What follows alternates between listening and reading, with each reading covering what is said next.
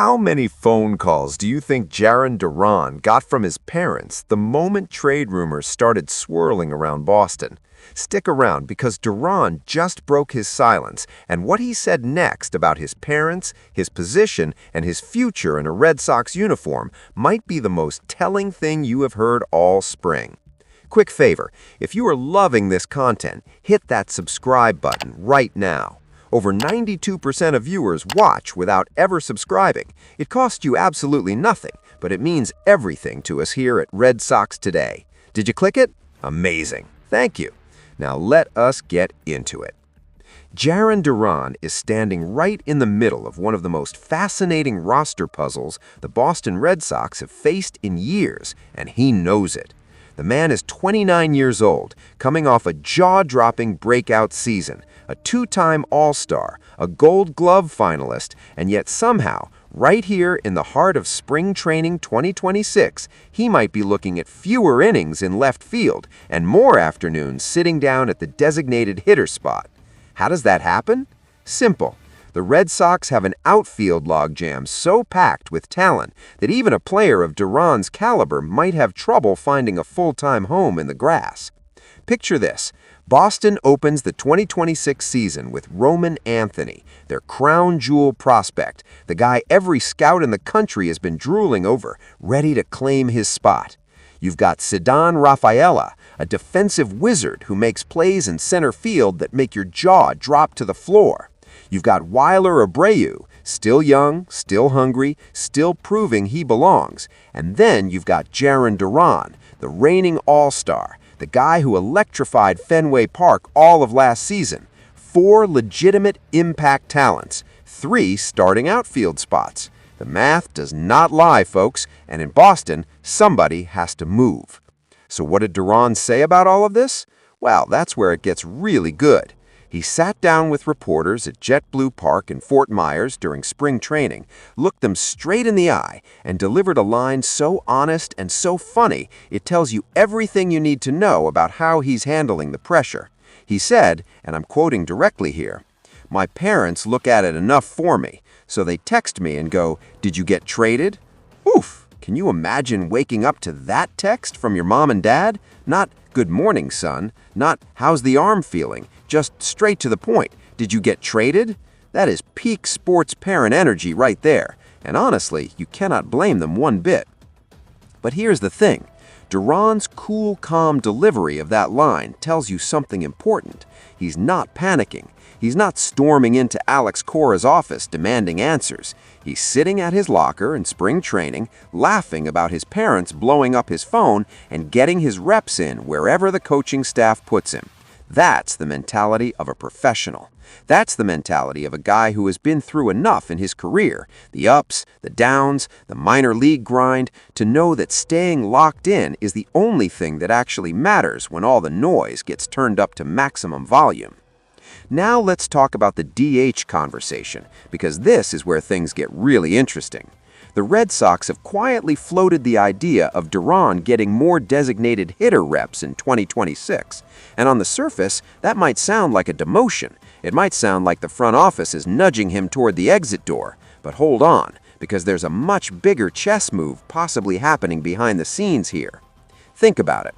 If Boston is intentionally moving one of their best outfielders to DH, a player who, by the way, still has legitimate defensive value, that tells you the front office might be setting the table for something much larger. You don't shuffle a guy like Jarren Duran out of the outfield just to give him a breather. You do it because something else is coming. Could Craig Breslow and the front office be building toward a blockbuster trade? Are the Red Sox using this spring as a showcase, getting Duran comfortable at DH so that a team hunting for a plus outfielder can see him playing every single day without any hesitation? Because here's the reality. Duran at DH actually unlocks a tremendous amount of flexibility for Boston.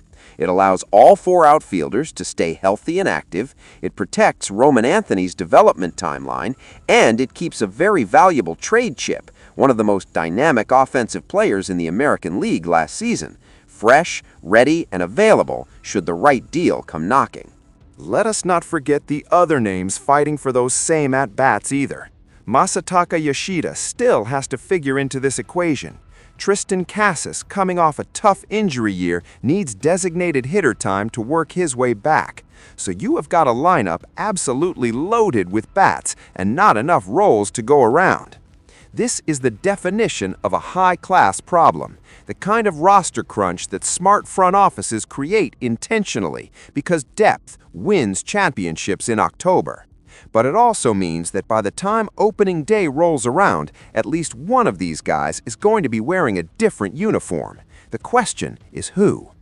Red Sox social media has been divided right down the middle on this one. One camp is saying trade Duran now, get maximum value while his stock is at an all-time high and let the young guys run the show. The other camp is screaming, keep Duran at all costs, build the entire lineup around him and figure out the rest later. And honestly, both sides have a legitimate point.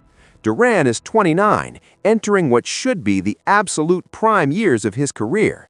His power numbers last season were not a fluke. His speed on the bases is elite. His ability to punish left-handed pitching is something Boston desperately needs if they want to compete in a brutal American League East.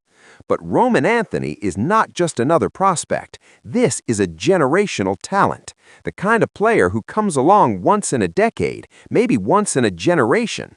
And if the Red Sox have committed to building through their farm system, blocking Anthony with a veteran, even a very good veteran, sends the wrong message entirely and wastes the most critical development window for the most important player in their future. So something has to give. And Jarren Duran, for all his talent, may be the movable piece in this equation, not because he's the least valuable, but because he might actually be the most valuable trade chip Boston has sitting on their roster right now. Now here's where I want to flip the script for just a second. What if the DH move is not about trade preparation at all?